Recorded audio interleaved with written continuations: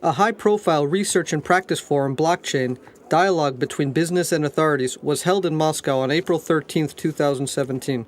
The event was initiated by the Russian State Duma and Boris Titov, the Entrepreneurs Rights Commissioner for the Russian president. PLC Group AG and one of its founders, Maxim Bederov, represented the interest of major international players. Sharing his experiences of operating businesses in the crypto industry, he covered key issues facing the companies and explained how PLC Group AG had managed to resolve them. Good afternoon. There is no need to explain to anyone in this audience what Bitcoin stands for. Everybody knows about it, and it is very popular. But in spite of this, there is a feeling that it is something routine. The latest conference on blockchain, held in March of this year in Kiev, revealed the following figures. Only 15% of Bitcoin transactions are effected by private individuals, while professional traders speculating in the market account for the lion's share of 85%. Another interesting figure was also mentioned. About 5 million people across the world physically hold bitcoins. These figures demonstrate that the blockchain technology, the cryptocurrency, and everything related to them continue to be reserved only for a very narrow group of people with specialized knowledge. As a company, we have made it our aim to change the situation. We believe that this technology should be available to every person, regardless of his or her educational background and income. On the road to this objective, we had to address a whole array of legal issues. When we enter a new country, specifically Russia, we line up a group of experts to analyze a legal basis for our company's operations. And here are some issues we have faced. As we have already heard today, what is a Bitcoin? We cannot arrange legal sales of Bitcoins in the territory of the Russian Federation today. For this reason, we had to package our coins in another online product, to which crypto coins are attached as bonuses, so the other online product will be sold. We have faced a very unfriendly banking environment, for most banks view what crypto companies are doing as a kind of soap bubble. So we cannot open a conventional bank account either in Europe or in Russia, specifying transactions in crypto coins as our line of business. This is precisely why we had to get a license from the European Payment Institution, though our business model did not originally provide for such a move. That is, we had to become a mini bank in order to offer our users a certain financial infrastructure. We also had to create our own investment portfolio comprised of two parts: precious metals as well as interest held by other companies.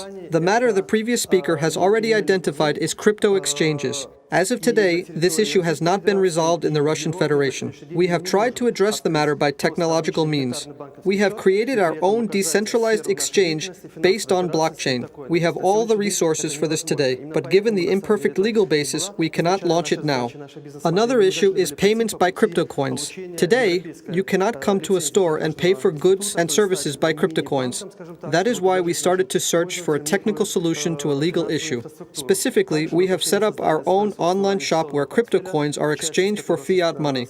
And this is already fiat money that the seller will get for his good or service. There are quite a few questions, but we will focus today on the 7 ones we view as the highest priorities.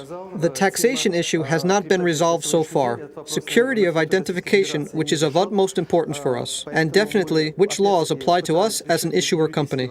Trying to resolve these legal issues, we were compelled to search for answers in technologies. That is why we do not just keep abreast of technological developments, but we are ahead of them.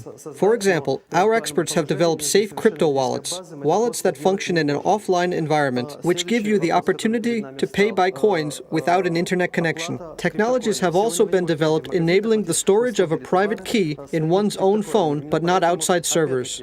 And here is the way we see the crypto industry market today. We need to design a very complex technological infrastructure and a highly complex financial infrastructure in order to comply with legislation. So our message is the following. We compare the crypto industry players with a flock of birds flying over a field looking for a welcoming spot.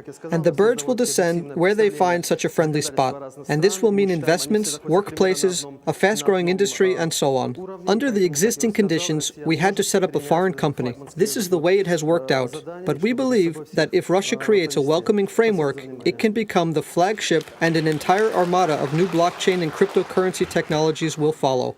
Because, as I have already mentioned, we have a rather objective picture of laws in various jurisdictions, all of them are at approximately the same level, and Russia could assume the flagship functions in order to lead everyone. Thank you for your attention. We are a Swiss company situated in the city of Zag, where the business environment is very friendly. We are setting up our daughter companies in Russia, Belarus, Ukraine, and Kazakhstan. We are currently analyzing the legal basis for this. And Russia is of great interest to us, of course. We want to show that one can and should work in Russia. We want to set an example and become such a company. Of course, it would be great if the appropriate legal framework were in place. And then, I believe, other foreign companies will follow suit. Спасибо.